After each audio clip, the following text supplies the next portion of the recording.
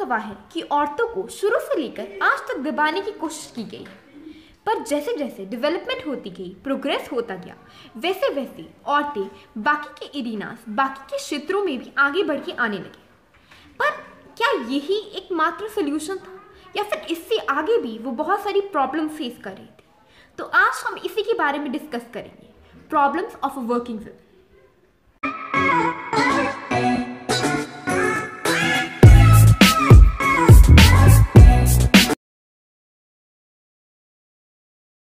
Hello everyone, जैसे कि मैंने आप सब लोग को बताया था कि इस चैनल पे आपको ह्यूमैनिटीज़ से रिलेटेड सब्जेक्ट्स की वीडियोस मिलेंगी।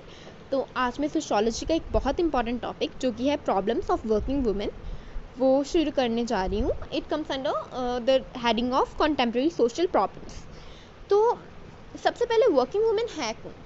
सिंपली वो वुमेन जो कि पेड एम्प्लॉयमेंट में इन्वॉल्व है, उन्हें हम वर्किंग वुमेन कहते हैं। पेड एम्प्लॉयमेंट मतलब कि वो कोई भी काम कर रही हैं और इसके बदले उन्हें सैलरी मिल रही है। अभी लॉ तो हमारा प्रिस्क्राइब करता है equality between man and women, पर एक्चुअली में ये इक्वालिटी प्रेवलेंट है नहीं सोसाइटी में।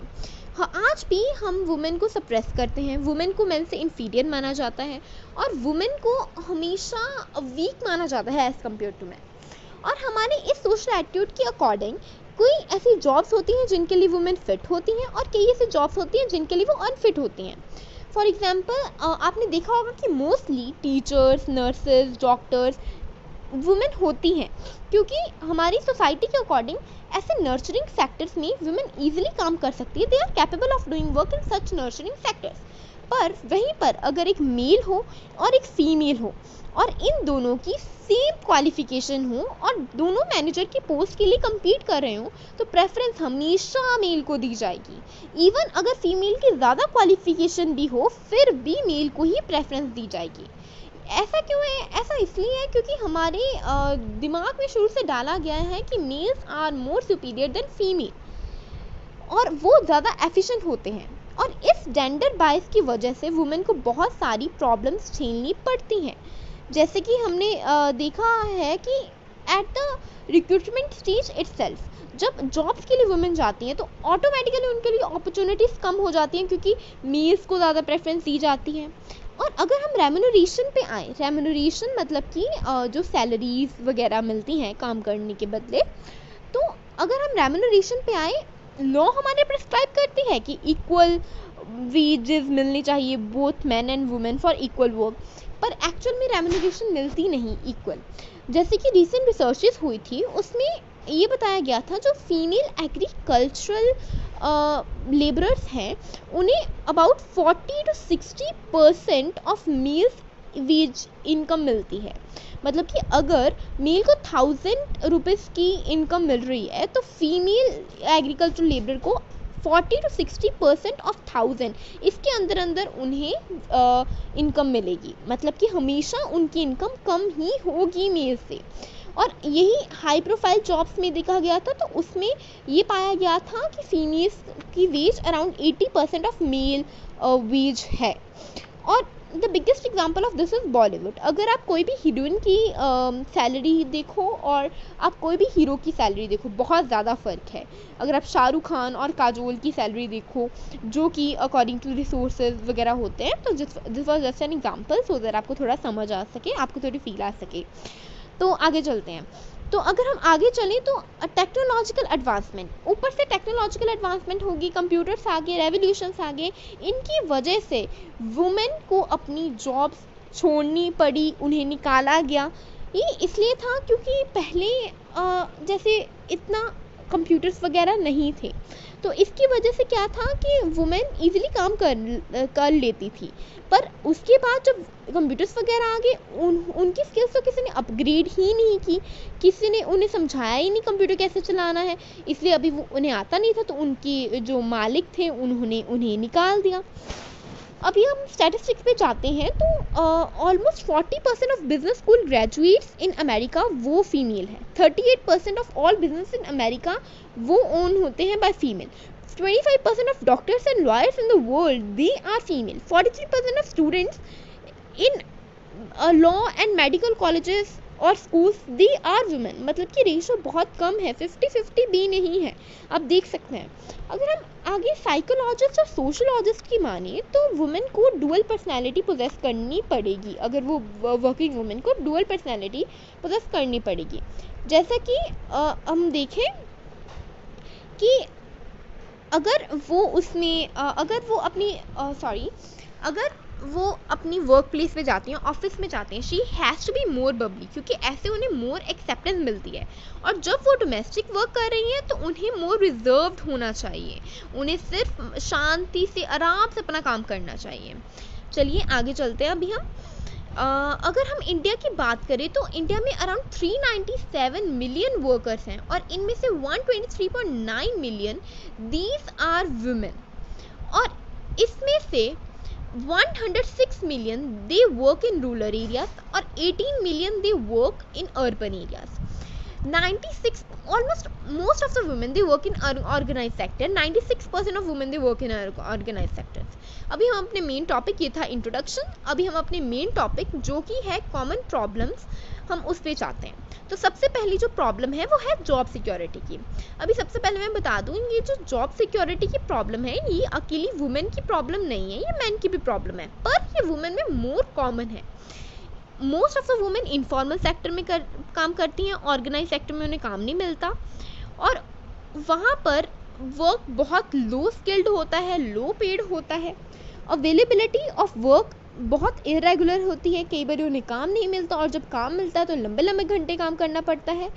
यही नहीं बल्कि जो मॉडर्न सेक्टर जैसे कि आईटी, ऑटोमोबाइल इंडस्ट्री है, वहाँ पर भी उन्हें ऑलमोस्ट 12-12 घंटे काम करना पड़ता है, जो कि बिल्कुल अगेंस्ट है लेबर लॉस के। ठीक है, तो this was the first problem कि जॉब सिक्योरिटी, पक्का नहीं पता कि आज जो जॉब कर रहे हैं वो कल है या नहीं है। अभी हम नेक्स्ट प्रॉब्लम पे जाते हैं, वो क्या है?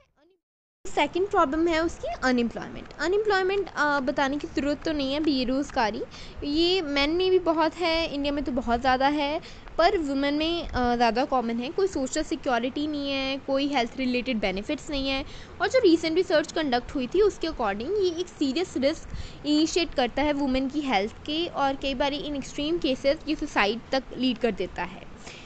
आगे नेक्स्ट प्रॉब्लम जो है वो है हेल्थ प्रॉब्लम। वुमेन जो काम करती हैं वो बहुत फ्रीक्वेंट कंप्लेन करते हैं कि उन्हें हेडेक्स हो रहा है, बैक पेन हो रही है, फटीग हो रहा है। ये सब कुछ क्यों है? सबसे पहले तो उनका वर्कलोड बहुत बढ़ जाता है, बहुत ज़्यादा वर्कलोड हो जाता है, और उसके ऊपर जो हमारी कल्चरल प्रैक्टिसेस हैं कि वुमेन को बाद में खाना चाहिए मेन के, और सभी फैमिली को खिलाने के बाद खाना चाहिए, ऊपर से उन्हें इतना न्यूट्रिशन का ध्यान नहीं रखा जाता जितना मैन का रखा जाता है, तो इन सब की वजह से उन्हें ये हेल्थ प्रॉब्लम्स हो जाती हैं। मोर ओवर जो वुमेन ब्रिक लिंक्स और इलेक्ट्रॉनिक्स इंडस्ट्री में काम करती हैं उन्हें बहुत सारी गायनेकोलॉजिकल प्रॉब्लम से भी सफ़र करना पड़ता है। कई बारी बर्थ डिफेक्ट्स हो जाते हैं, मिसकैरेजेस हो जाते हैं, प्री मैच्योर डिलीवरीज हो जाती हैं, और ये सब प्रॉब्लम्स हो जाती हैं। तो ये थी कॉमन प्रॉब्लम्स जो कि मोस्ट ऑफ द वुमेन में हो जाती हैं, जो कि most of the working women में हो जाती हैं। अब हम स्पेसिफिक प्रॉब्लम से डील करेंगे जो कि वर्क प्लेस पे वुमेन फेस करती है। सबसे पहले तो है रिलेशनशिप विद कोलीग्स। वुमेन की एफिशिएंसी हमेशा सस्पेक्ट की जाती है, कभी भी वुमेन की एफिशिएंसी पर कोई पूरा भरोसा नहीं करता। वो मैंने आपको पहले भी बता दिया है, प्रमोशन वगैरह सभी के लिए मैन को ही प्रेफर करते हैं, और अगर वुमेन को कंसीडर भी किया जाए तो ये सारे क्वेश्चन मार्क्स आ जाते हैं कि वो अपने मेल सबॉर्डिनेट्स को हैंडल कर पाएगी अच्छे से, वो क्राइसिस के साथ कॉप अप कर पाएगी, वो अपनी ड्यूटीज़ निभा पाएगी। मतलब कि अगर वो सेम एफिशिएंसी की भी है और उसकी एफिशिएंसी उससे मेल से ज़्यादा भी है, फिर भी वो 2 बार ही सोचेंगे कि उसे जॉब दें या ना दें, उसे प्रमोट करें या ना करें। और एक और बात है कि अगर वुमेन को सपोज मिल भी जाती है ना ऐसे, तो बाद में ये रिमार्क ज़रूर होता है कि ओ इसे तो ये पोजीशन इसलिए दे दी क्योंकि ये वुमेन है, ये लड़की है, या फिर ये औरत है इसलिए। तो ये relationship with colleagues, she has to always prove her efficiency every now and then, this was मतलब इसके मेन क्रक्स थे। अभी हम नेक्स्ट उस पे आते हैं, नेक्स्ट प्रॉब्लम पे आते हैं, जो कि है नॉट मच चॉइस।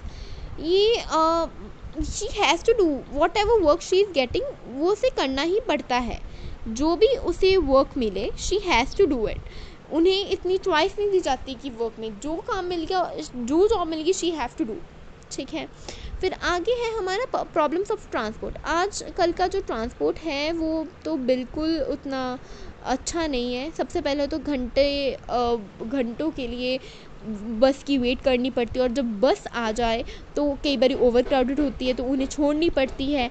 बसेस में भी मिसकंडक्ट और ईव टीजिंग बाय को पैसेंजर, उसे फेस करना पड़ता है। और ट्रेन में भी इतना अच्छा नहीं होता ट्रैवल, तो ये और प्रॉब्लम है। आगे है लैक ऑफ बेसिक फैसिलिटीज़।